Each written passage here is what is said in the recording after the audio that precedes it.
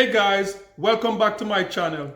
An estimated $70 billion US worth of oil found off the coast of Jamaica. With news like this, you would think that Jamaicans would be dancing in the street, knocking pots like a Usain Bolt final in the Olympics. So why aren't the average Jamaican as excited about this news? Let's talk about it.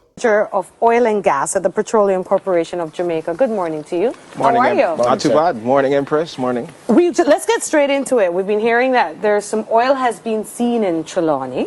Tell us More. tell us more.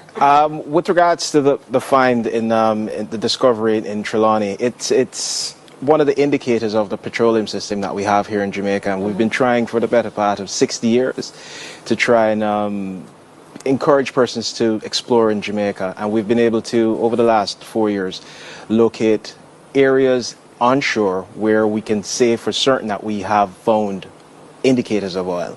We've always had indicators of gas, which is on the north coast in St. Anne, but no, we've been able to locate actual oil bubbling up from the ground. When you just said actual oil, but when you said indicators of oil, what exactly does that mean? All right, so oil and gas creation is almost universal. It's in most places, but to have it in a commercial quantity is one of the things that we don't know if we're there or not. What the indicators tell you is that we have a working petroleum system, meaning we have something that's there that's called a source rock. We have something that's cooking it to create the oil, and what we're hoping for now, which is the next step, is find somewhere where it's reservoired or contained. Hopefully we have an accumulation there that we can probably exploit. So how do you continue? Yes, so this type of news, this type of resources have the ability to transform Jamaica like probably we have never seen before. And you would think that more Jamaicans would be excited about this, because this has the opportunity. Jamaica, you could be looking at a Singapore-like transition of how the Jamaican economy could be. Just look at a Singapore, just look at a Dubai, look at probably in Africa like a Rwanda, in the Caribbean, I would say Bermuda. So $70 billion for a country the size of Jamaica, a population of under 3 million, the potential that $70 billion US dollars have on the impact of a Jamaica.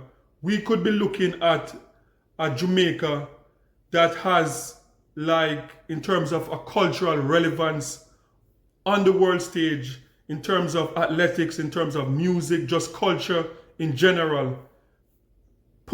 Inject billions of dollars in US in that economy.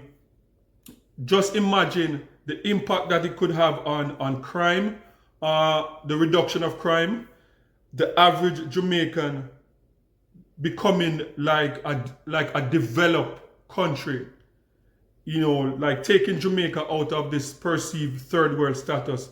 This is what the potential of this finding could be for Jamaica. So why is it that Jamaicans are not as excited about this news? I believe that the average Jamaicans are not as excited because one of two reasons. If you're living in Jamaica, you're 30 years old and under, like you're just leaving university and struggling to find a job in Jamaica today, you don't really have that experience as like most Jamaicans 30 and over, like in their 40s and 50s, would have in terms of on a world stage. Like you would have not lived to see like a Singapore coming from a third world country to Singapore being one of the spotlight. When you talk about traveling and going to developed places now, Singapore is right there with Dubai on that list. So if you're 30 and under, you would not have lived long enough to realize that in a lifetime, like a country with good leadership can transform from developing to a developed country with all the resources that it's like an envy of the world. And we see that with Singapore in my lifetime. We've seen that with Dubai in my lifetime. So I believe that 30 years and younger in Jamaica, people are just looking to, you know what, I have a big student loan. I need to find a way to pay the student loan. I'm looking, as most Jamaicans back in the days, I'm looking for an opportunity in developed countries that I can make money to pay back my student loan. So I believe that that is one of the reasons why you don't see younger Jamaicans are as excited about this news that we would have been expecting. As I said, like when you look at how Jamaica performed in the Olympics, and you remember the Usain Bolt era with the streets blocked and people knocking pans and stuff like that. You know, a Usain Bolt gold medal and record-breaking time impact Jamaica in terms of looking at eyes on Jamaica, bringing Jamaica culture to the world. But in terms of 70 billion US dollars worth of oil, like this could transform like everyday Jamaicans, like Jamaicans just leaving university and trying to get into the workforce. This could be like a financial injection into their life, and they would not have to think to leave Jamaica to go to developed countries to be able to pay back student loan. But I don't think in terms of the experience and seeing other countries that have done this before, I don't think the average Jamaican under 30 would have that experience. Therefore, they don't feel the reason to celebrate this finding. So that's just my opinion. Okay, so number 2. So why aren't older Jamaicans as excited? Like Jamaicans not in their 30s, like Jamaicans in their 40s and 50s and 60s. I believe that the reason why more Jamaicans are not as excited is because, especially like at my age group, I've lived long enough to see what happened with Jamaica, the natural resources in Jamaica. You know, I've lived through the excitement of the bauxite industry and how bauxite can be transformative to the economy of Jamaica. I've lived through that. And I've seen the big bauxite companies, whether it's from Russia, it's from anywhere in Europe that comes to Jamaica and that's set up in Jamaica to get the resources of the Jamaican bauxite. I've seen the destruction of small rural farming communities where bauxite companies have set up, and the millions, billions of US dollars that came out of the Jamaica bauxite industry.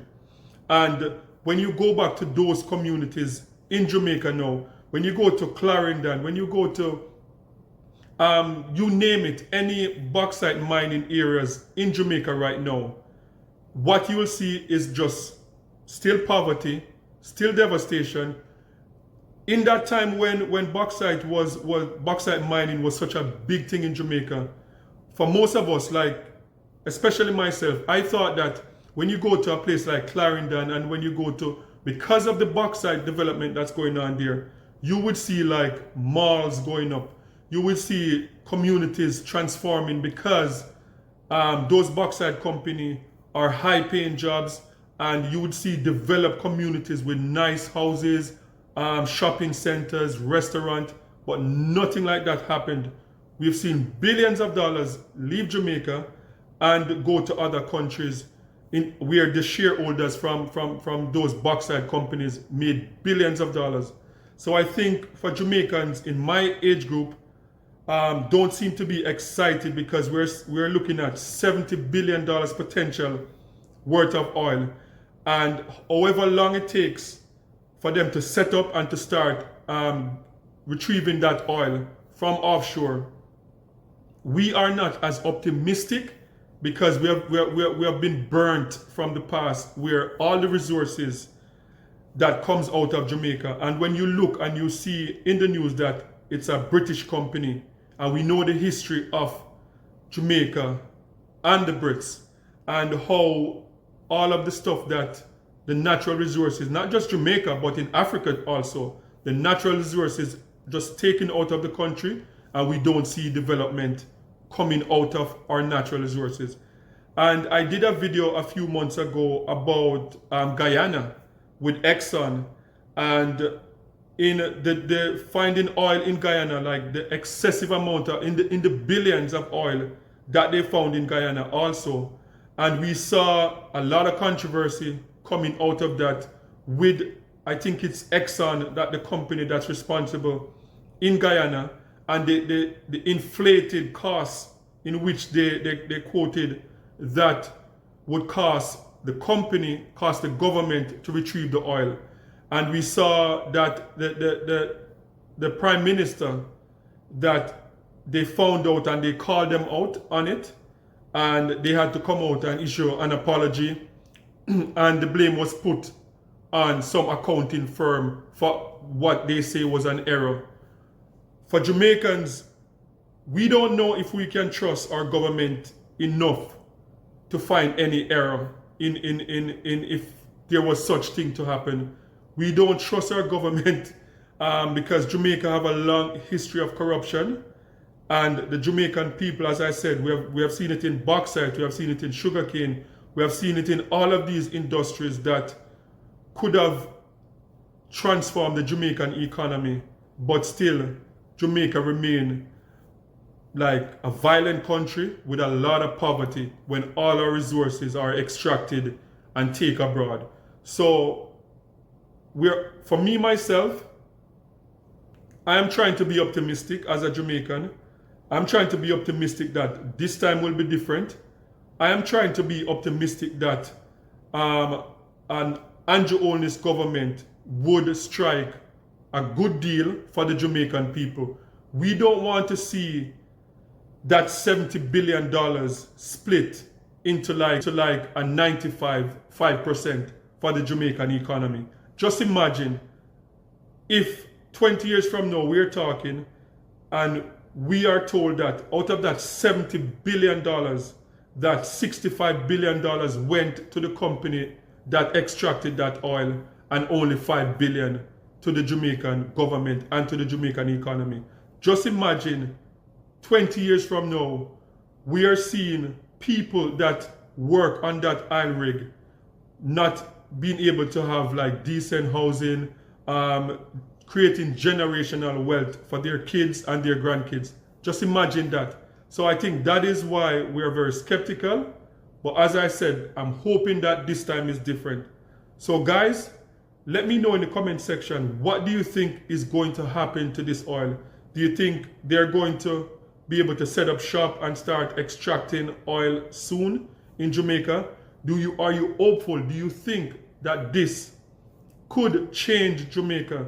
That 10, 15 years from now, we're looking at Jamaica, a Caribbean island, as a developed country in the Caribbean, a superpower. We already, Jamaica is already a superpower in terms of cultural relevance on the world stage. For a small island, anywhere you go in the world and you say Jamaica, people will know about Jamaica because of our music, because of our sports, because of our food, our tourism culture. We're already a superpower where that is concerned. But are you hopeful? Do you think that the injection of this $70 billion is going to impact Jamaica in a way that our crime reduction, we're going to see crime reduction that we have never seen in at least 40 years. Jamaica has been in the top 5 most dangerous countries in the world from 1980. That is crazy. So, are you hopeful? I'm trying to be optimistic, but just let me know in the comment section, do you think that this has the potential to transform the Jamaican economy? Let me know in the comment section. Sound off, and please remember to like, share, and subscribe for more amazing content. And remember, peace. I'm out.